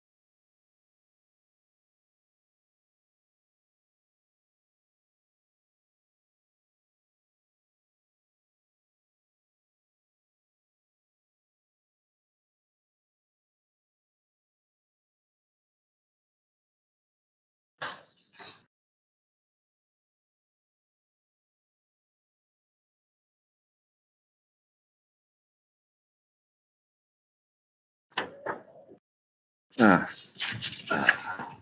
saya tulis ulang. Ini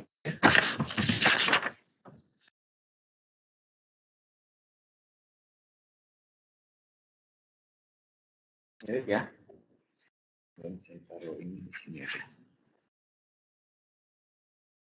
Pokoknya yang awalnya yang itu. Jadi sama seperti sebelumnya, saya lakukan inisialisasi seperti ini.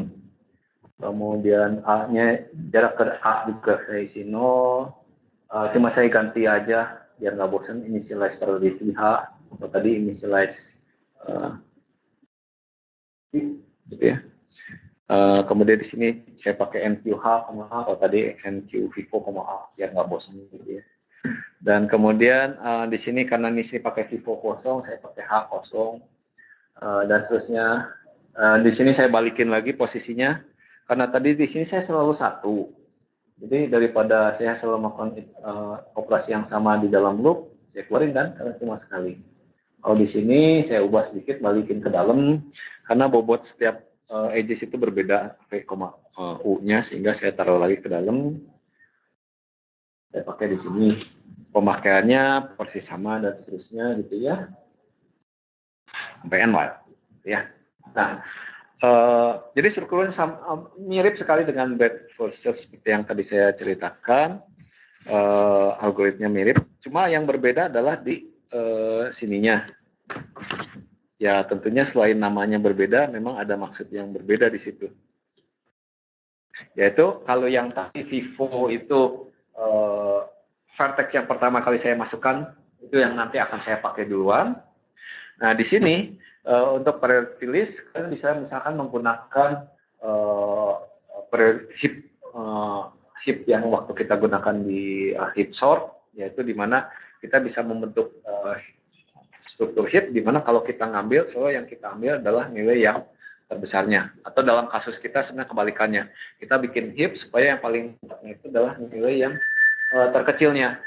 Jadi dengan kata lain di sini yang kita lakukan adalah kita selalu memproses ini dan yang selalu yang kita ambil adalah si V-nya ini, itu yang merupakan nilai terkecil, yaitu yang jaraknya terkecil di antara semua yang ada di dalam listnya ini, gitu ya.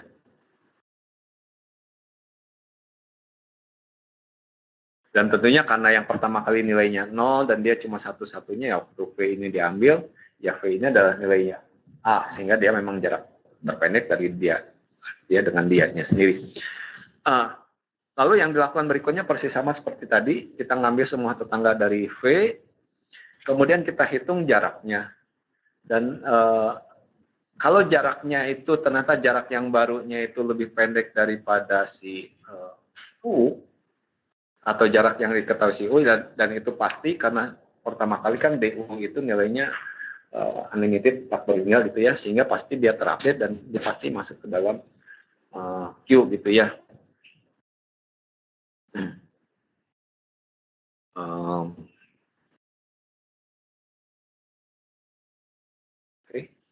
Dan kemudian ya seperti biasa parentnya di-update dan sebagainya. Oke. Jadi perbedaannya di sini sementara yang pertama adalah bahwa yang kalau tadi cuma bentuknya Vivo, di sini storage-nya berubah, strukturnya yang paling kecilnya itu yang paling di atas atau yang paling pertama akan kita ambil. Jadi strukturnya kita ubah aja di situ. Yang lainnya praktis mirip sekali atau hampir sama gitu ya. Cuma perbedaannya di sini. Kalau yang tadi weight-nya selalu 1, di sini weight-nya tergantung terhadap jumlahnya gitu ya.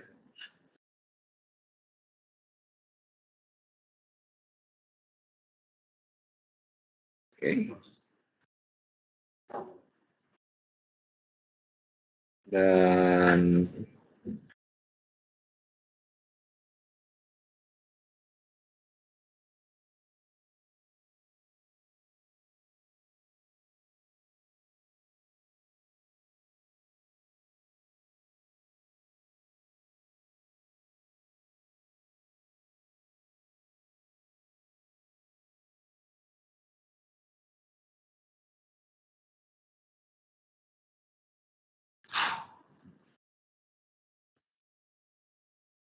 bagusnya jangan pakai istilah MQ ya sebentar.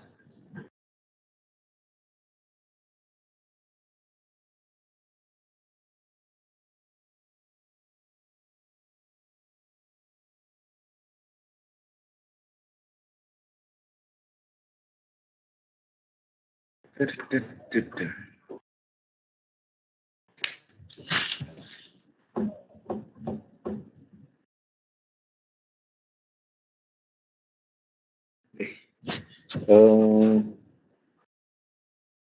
saya nggak perlu. Ini saya ganti dengan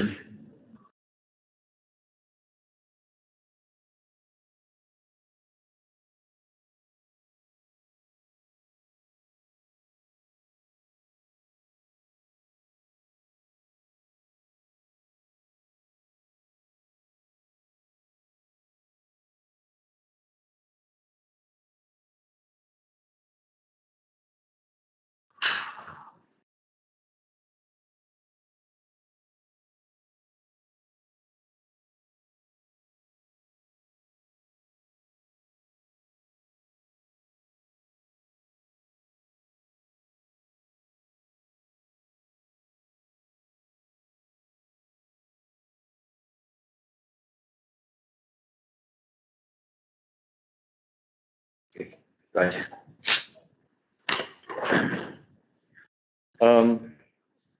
Jadi kalau dalam hal ini saya menggunakan contohnya menggunakan priority heap. Bangun heap kalian tahu, cuma bedanya di sini bangun heap kalian ingat isinya di dalam array itu hampir semuanya tak berhingga kecuali satu yang pertama yaitu diisi 0. Jadi dengan kata lain nanti proses bangun heapnya juga relatif cepat sih. Dia cuma bikin memaksakan supaya 0 vertex dengan nilai 0 ini akan berada di puncak dari heapnya itu aja sih sebenarnya. Jadi nggak perlu pakai ini. Dan setiap kali kita mengambil satu nilai dari puncaknya. Saya biarkan saja pakai istilahnya DQ, tetapi yang terjadi adalah sebenarnya proses ngambil dari heap. Karena proses ngambil dari heap, seperti kalian ingat di heap sort, maka yang bagian paling bawahnya ditaruh lagi ke atas, kemudian heapnya diupdate supaya dia nggak rusak gitu ya. Kira-kira seperti itu heapnya. Jadi ambil satu. Nah, yang berikutnya adalah di sini saya update heap karena di sini nilai dari si A itu kan berubah. Kok A? U. Di sini kan DU-nya berubah. Karena DU-nya berubah, dan berubahnya pasti dia mengecil gitu ya. Sehingga posisinya dia itu yang tadinya dibawa di dalam heap itu mungkin ada di sini misalkan. Karena dia nilainya mengecil kan mungkin statusnya harusnya berada lebih di atas gitu ya. Atau mungkin malah berada di puncak. Sehingga dia perlu proses update heap gitu. Kalian tinggal lihat proses update heap, sebenarnya dia tinggal memastikan apakah nilainya dia itu lebih kecil nggak dari parentnya. Kalau lebih kecil berarti dia tukeran dengan parentnya. Dan cuma prosesnya nggak bisa sekali jalan, tapi dia harus juga terus sampai ke puncaknya gitu ya, atau sampai berhenti. Itu proses update heap gitu ya. Di luar itu ininya persis sama seperti waktu kita membuat algoritma BFS gitu ya. Sehingga ada kemiripan dari kompleksitasnya juga. Oke, perbedaannya paling tinggal biaya untuk bangun heap dan biaya untuk update heap. Ini yang berbeda. Yang lainnya persis sama.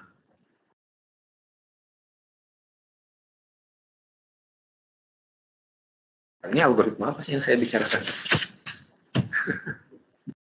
Ini algoritma apa ini? Ini algoritma melakukan apa ini? Nanti isinya D itu isinya apa? Setelah ini selesai, D itu isinya apa? D akan berisi jarak terpendek dari S ke U, atau ke setiap vertex yang ada di dalam graf. Gitu ya.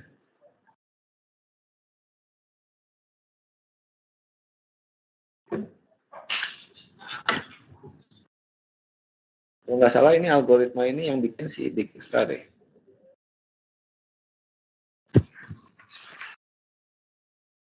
Dia udah almarhum nih. Orangnya hebat loh. Dia orang Belanda.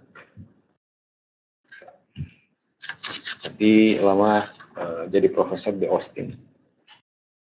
Dia termasuk orang yang menarik nih. Sehingga yang kalau saya sih jauh lah. Banyak orang yang berkesempatan mendapatkan memento dari beliau. Nah, dulu itu menulis dengan tangan, nggak ngapin. Jadi kalau penyerat masih. Orang lagi dia itu bukannya? Oh, bukan dia. Orang lagi yang selalu membuat cek. Okay. It's a very nice. Dia banyak algoritma.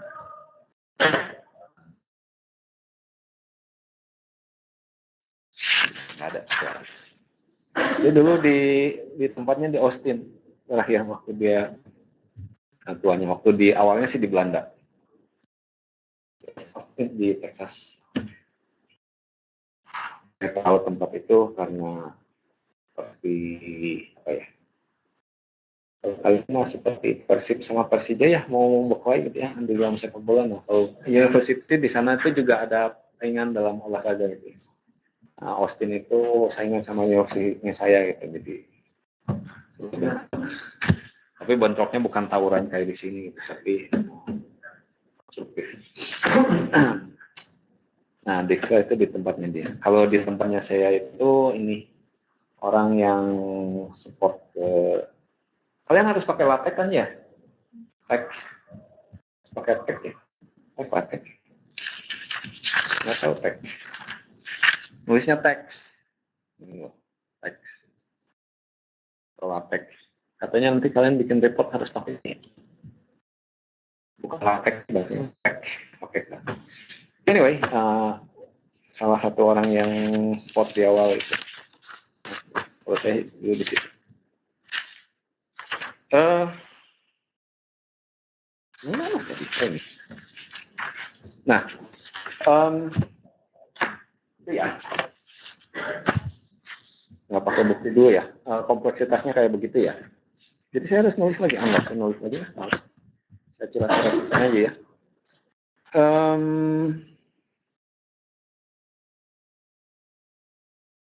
Ini.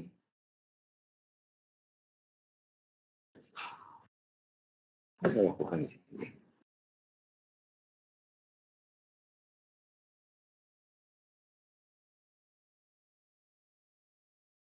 Oh, enggak. Buang ini aja ya.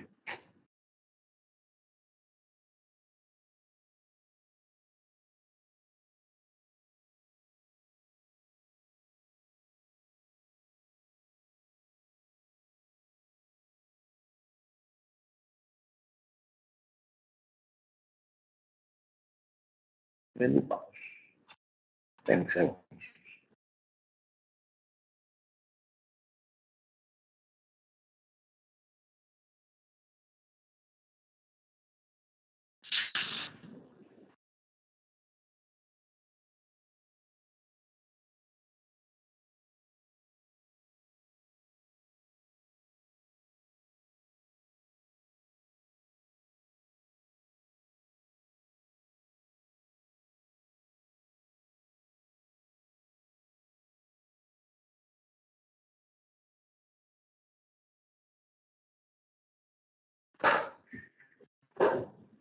Biar sih base gitu jadi apa ya.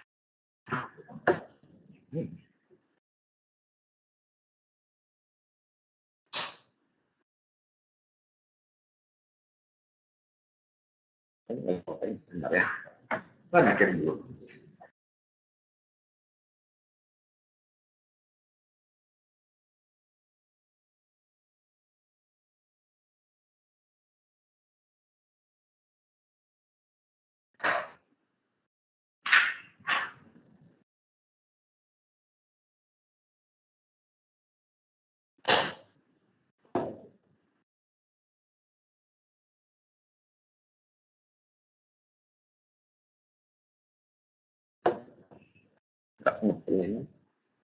Nah, oke.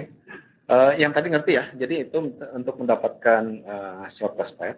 Tapi kalau saya ubah ininya ekspresi ini, artinya dengan kata lain kalau tadi untuk breadth versus w v, u-nya itu saya isi 1, dia mendapatkan breadth versus atau shortcut distance untuk bobotnya 1. Tapi kalau saya pakai w seperti ini, maka saya akan mendapatkan shortcut distance untuk graf dengan bobot. Itu dikasih nama algoritma Dijkstra gitu ya. Tapi kalau saya misalkan saya saya buang ininya. Ininya saya buang. Saya coret gitu ya. Maka yang kalian dapatkan adalah MST. Bukan MST, MST.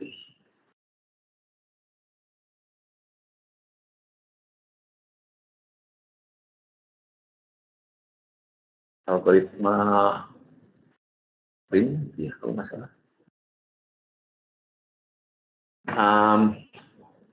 Disebutnya algoritma prim sih, tapi sebenarnya sih lama sebelumnya, lebih 10 tahun sebelumnya itu ada orang lain juga yang menemukan algoritma seperti ini gitu ya. Dan Dijkstra juga menemukan algoritma yang sama juga, gitu. Ininya dibuang gitu ya. Cuma keduluan sama si Prim waktu publish papernya, cuma keduluan setahun atau 2 tahun. Jadi namanya disebut algoritma Prim. Cuma dengan membuang satu ininya aja segini gitu ya. Dan yang diperoleh bukan lagi shortest path, tapi yang diperoleh adalah minimum spanning tree. Kalian ingat minggu lalu spanning tree itu adalah kita bisa mendapatkan tree di dalam graph dengan membuang sejumlah edges-nya supaya edges-nya itu sejumlah n-1. Dan kalau dia itu connected, pasti dia membentuk tree. Nah, minimum spanning tree itu adalah dari sejumlah variasi kemungkinan tree yang ada, spanning tree yang ada, yang bobotnya paling minimum. Nah, ini adalah salah satu algoritma yang bisa dipakai untuk mendapatkan minimum spanning tree di algoritma Prims. Sebenarnya Dijkstra juga menemukan algoritma yang sama ini karena dia tahu begitu dia punya algoritma ini, dia tinggal buang ininya saja, gitu, dapat spanning tree. Nah, waktu publishnya keduluan aja sama si Prim. Dia bikinnya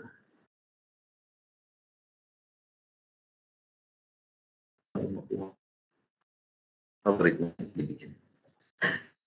Buat kalian mah ada tua atau tahun 50-annya, tapi buat computer science relatif ini sesuatu yang relatif atau tua ya dibandingin fisika yang berapa ribu tahun yang lalu. Computer science itu sebagian besar body of knowledge-nya itu dibangun tahun 60-an gitu. It's not. Oke. Itu yang disebut algoritma. Jadi